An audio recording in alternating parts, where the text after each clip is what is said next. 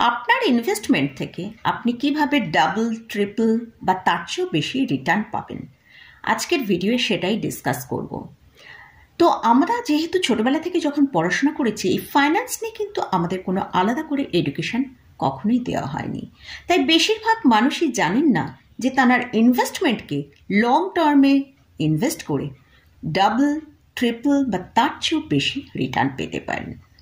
Double, triple return আপনি power of কম্পাউন্ডিংয়ের জন্যই পাচ্ছেন। তো তাই আজকের ভিডিওয়ে পাওয়ার অফ কম্পাউন্ডিং কি সেটা নিয়ে ডিসকাস করব। তাহলে ভিডিওটা শুরু করা যাক। আমি নিরুপমা, শেয়ার শেখো চ্যানেলের পক্ষ থেকে সকল বন্ধুদের স্বাগত জানাই। আর চ্যানেলটা যদি সাবস্ক্রাইব না করে থাকেন তাহলে অবশ্যই চ্যানেলটা সাবস্ক্রাইব করে নেবেন, আর পাশে থাকা বেল আইকনটা প্রেস করে রাখবেন। আমি ভিডিও আপলোড করার সাথে সাথে আপনার কাছে ভিডিওটা পৌঁছে যাবে।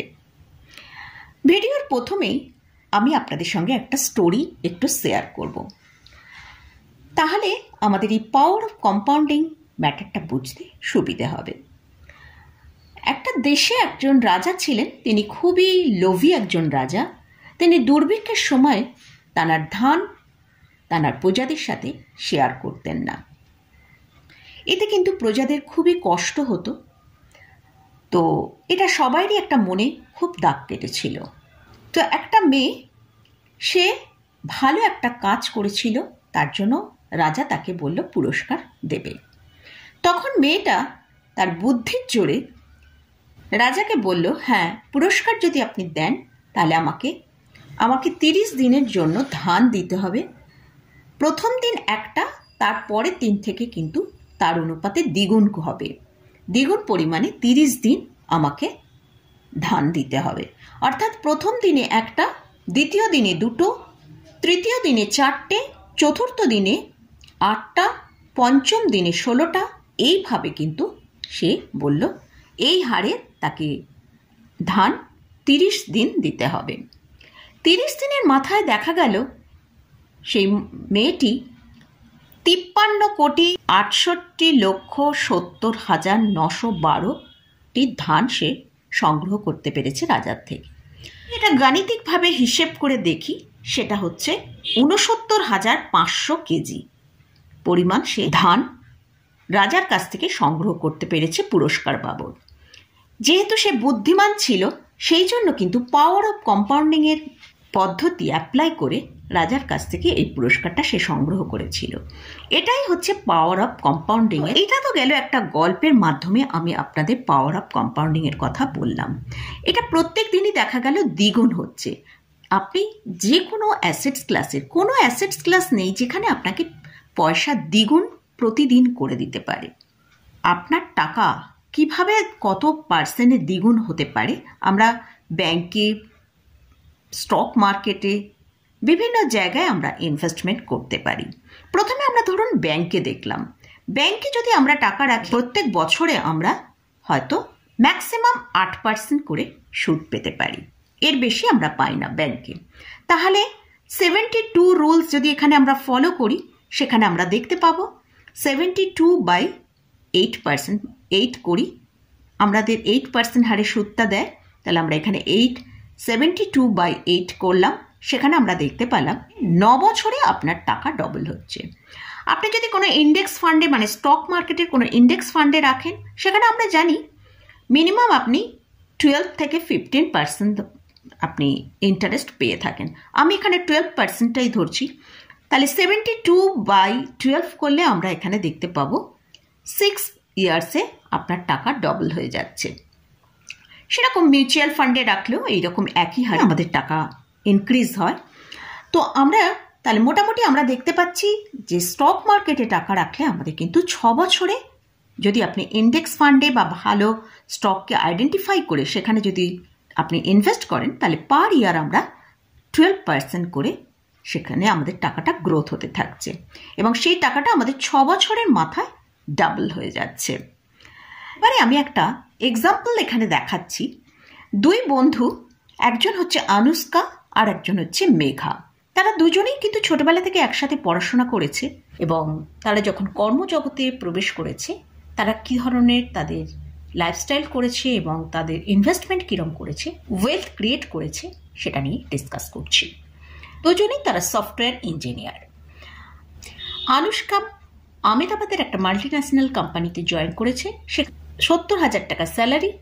আর মেঘা সে একটা স্টার্ট আপ কোম্পানিতে জয়েন করেছে ব্যাঙ্গালোরে, তার স্যালারি হচ্ছে 1 লাখ টাকা। মেঘার লাইফস্টাইল হচ্ছে সে সবসময় লাইফে কিন্তু এনজয় করতে ভালোবাসে। সে সবসময় দামি গাড়ি, দামি ঘড়ি, দামি ফোন এসব ইউজ করতে ভালোবাসে। তার সাথে সাথে এমন সে বাড়ি ভাড়াতেও থাকতে পছন্দ করে যে সেটা অনেক হাই প্রাইসের মধ্যে পড়ে। তো সে সেরকমই একটা মানে অ্যাপার্টমেন্টের ফ্ল্যাট ভাড়া নিয়েছে, যেখানে তার প্রত্যেক মাসে তার 30,000 টাকা করে বাড়ি ভাড়ার পেছনে চলে যায়।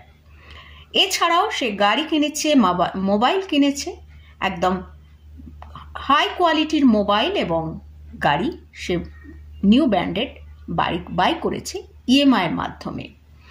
তাকে প্রত্যেক মাসে মাসে কিন্তু একটা মোটা টাকা ইএমআইয়ের জন্য পেমেন্ট করতে হয়। এছাড়াও সে রেগুলার পার্টি করে, সে রেস্টুরেন্টে খাওয়া দাওয়া করে, এইভাবে কিন্তু তার লাইফস্টাইল চলছে। এক্ষেত্রে আনুষ্কা ও 70,000 টাকা স্যালারি পায়। আনুষ্কার বাড়ি থেকে প্রথম থেকেই তাকে গাইড করা হয়েছে যে ইনভেস্টমেন্ট করতে হবে। তো সেজন্য আনুষ্কা 70,000 টাকা স্যালারির মধ্যে 20,000 টাকা সে প্রত্যেক মাসে মাসে একটা মিউচুয়াল ফান্ডের আন্ডারে জমা করে।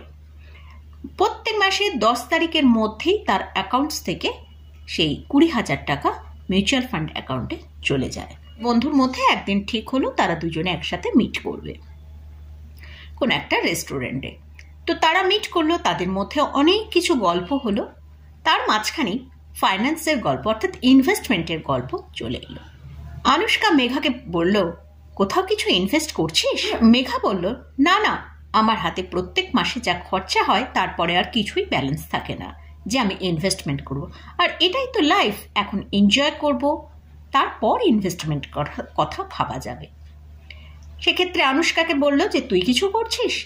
আনুষ্কা তখন বলল, অবশ্যই, আমি প্রত্যেক মাসে আমার স্যালারি থেকে 20,000 আগে ইনভেস্ট করি, তারপর বাকি যে টাকাটা থাকে সেটাই কিন্তু আমি আমার সারা মাসের খরচা চালাই। এটাই মেঘা খুব একটা বেশি সন্তুষ্ট না, বলল, না না, এখন জীবনকে উপভোগ কর, ইনভেস্টমেন্ট সেসব তো পরে হবেই। তো মোটামুটি এখানেই তাদের কথাবার্তা শেষ হয়ে গেল। তারা যে যার সে তার জায়গায় পৌঁছে গেল। তারপর 10 বছর পর আবার দুই বন্ধুতে দেখা হলো। তাদের অনেক গল্প হলো, কথা হলো। তার মাঝখানে মেঘা হঠাৎ বলল, তুই যে ইনভেস্টমেন্ট করছিলি সেটা কি এখনো চালু আছে? বলল, হ্যাঁ, নিশ্চয়ই চালু আছে।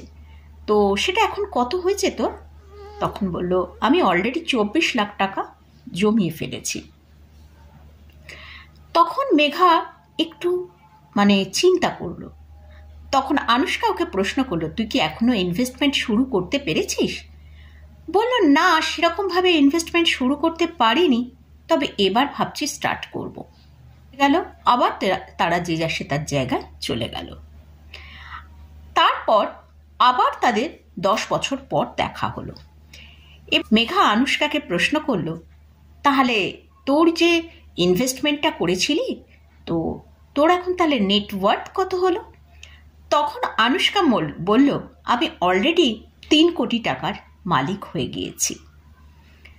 তখন মেঘাকে সে প্রশ্ন করলো, তোর ইনভেস্টমেন্টের খবর কি? বলল, না, আমার সেভাবে কিছু হয়নি, কারণ আমি অনেক দেরিতে শুরু করেছি। তাহলে বুঝতে পারছেন, দুই বন্ধুর এই গল্প থেকে আমরা বুঝতে পারছি, প্রথম থেকে যদি আমরা অল্প অল্প পরিমাণে, এখানে না হয় আনুষ্কার 70,000 টাকা ইনকাম আমি দেখালাম, আপনার যদি মাস গেলে 50,000 টাকাও ইনকাম হয়, সেখানে আপনি অন্তত 5,000 টাকা করেও যদি প্রত্যেক মাসে জমান, সেক্ষেত্রেও কিন্তু আপনি একটা 20 বছর 25 বছর পরে একটা খুব ভালো ওয়েলথ ক্রিয়েট করতে পারবেন।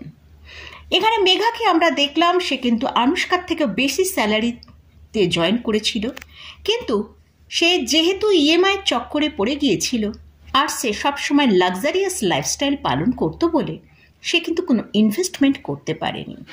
আমরা কাজ কিন্তু সারা জীবন করতে পারবো না, তাই আমরা যে সময় পরিশ্রম করব সেই সময় তার ভেতর থেকে কিন্তু আমাদের ইনভেস্টমেন্টের জন্য অবশ্যই একটা পার্সেন্টেজ আমাদের রেখে দিতে হবে। সেটাই কিন্তু আমাদের রিটায়ারমেন্ট লাইফের পরে সেটাই কিন্তু আমাদের সব থেকে বেশি হেল্প করবে। যখনই আমরা নতুন জব, আমাদের ইনভেস্টমেন্টের কথা মাথায় রাখতে হবে, কারণ ইনভেস্টমেন্ট বেস্ট ওয়ে যেখানে আপনি ওয়েলথ ক্রিয়েট করতে পারবেন। আজকের ভিডিওয়ে আমি সেটাই আপনাদের সাথে শেয়ার করলাম। পাওয়ার অফ কম্পাউন্ডের মাধ্যমে আমাদের ইনভেস্টমেন্টকে আমরা লং টার্মে ডাবল ট্রিপল রিটার্ন বা তার চেয়েও বেশি রিটার্ন আমরা পেতে পারি।